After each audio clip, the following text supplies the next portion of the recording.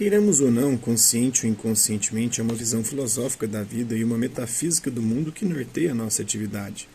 Todos os problemas econômicos e políticos, morais e sociais resolvem-se em última análise em problemas humanos e pedem soluções humanas inspiradas no conceito da natureza e dos destinos do homem, do ser humano. Os paliativos superficiais dissimulam a desordem profunda sem a remediar. Se a complexidade crescente da família humana impõe a organização da nossa vida social, organização econômica e política, problemas cada vez mais delicados e de proporções outrora insuspeitadas, convém não esquecer que a eficiência das técnicas é essencialmente condicionada por uma atitude interior do homem em face da vida. Sem uma orientação total que desça ao íntimo das ciências, onde se elaboram as decisões dos grandes rumos, todas as esperanças de reconstrução social são fadadas a um malogro inevitável. Ao exame destes aspectos das forças espirituais que trabalham o dinamismo profundo da nossa civilização, desejam essas páginas convidar a atenção dos leitores. Não têm elas a pretensão de esgotar um assunto inesgotável. Aspiram tão somente a estimular a reflexão das inteligências. Não constituem um tratado, são notas apenas de uma introdução à filosofia da cultura.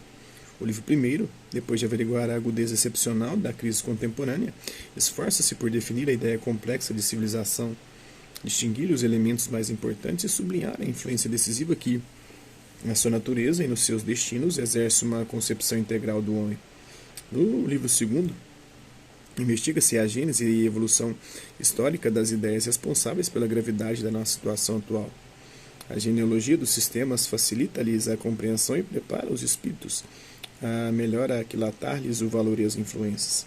A última parte do trabalho, consagrada ao estudo de alguns dos valores culturais do cristianismo, procura desprendê-los de contingências históricas que passam por apresentá-los na perenidade humana de sua verdade e eficiência, como condições vitais de toda a civilização digna do homem.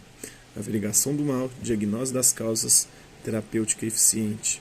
Em campo tão vasto, as possibilidades de desenvolvimento eram ilimitadas. Procuramos, porém, resistir à tentação de amplificações fáceis. Votamos pela densidade contra a amplitude. A leitura será menos rápida, mas talvez mais compensadora. O esforço da meditação costuma remunerar generosamente os que o empreendem com coragem. No intuito de convidar a estudos mais aprofundados, lembrando opiniões de outros autores ou articulando a discussão de questões conexas, multiplicamos as notas e as citações.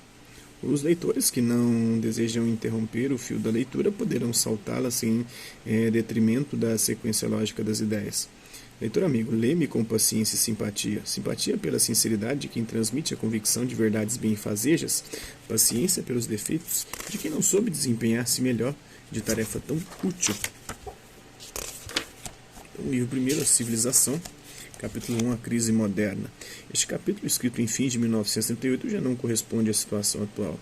Não quisemos, porém, modificá-lo. Os acontecimentos posteriores, conhecidos por todos, confirmam terrivelmente as considerações neles planadas. Após as esperanças ilusórias do século XIX, a decepção dos nossos dias.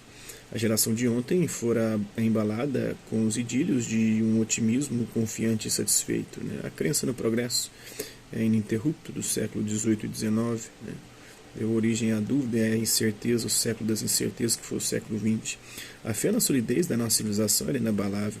Definitivas as conquistas da ciência, posta para sempre a serviço do bem-estar humano. De par com a prosperidade material, elevar-se a grandeza moral da nossa raça. Por uma lei infalível de evolução histórica, o egoísmo da barbárie primitiva ir-se-ia substituindo o altruísmo, destinado a transformar a convivência social num verdadeiro paraíso terrestre. O diagrama do progresso não se concebia senão como uma curva ascensional de desenvolvimento indefinido. Eis o que, no último quartel do século passado, escreveu um sociólogo da escola spenceriana.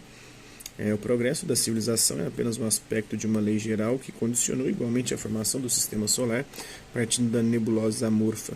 Essa lei é a grande lei da evolução, em virtude da qual tudo que existe deve passar do simples ao complexo, do caos à coerência, do indefinido ao definido.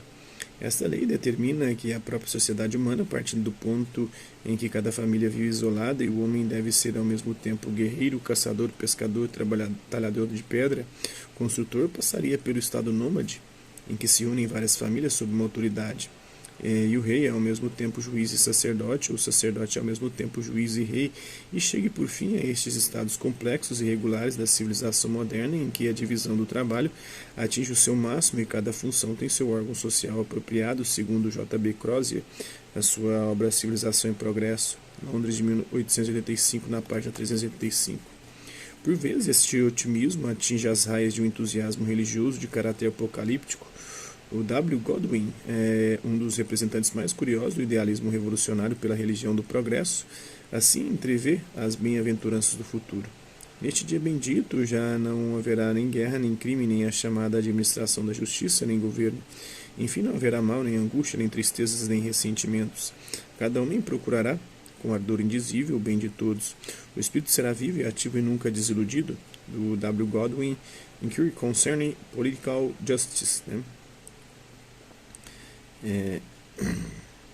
Questões concernentes à justiça política, né, do Spencer Conte, falam no mesmo diapasão. Hoje, outro é o panorama, né? A Grande Guerra, a Primeira Grande Guerra, sacudiu até os alicerces toda a arquitetura da civilização ocidental. Começou a história trágica dos desmoronamentos e ainda não se amontoaram todas as ruínas. Esse é um trecho dessa obra aqui, A Crise do Mundo Moderno, do padre Leonel Franca, muito bom a análise dele, gostei.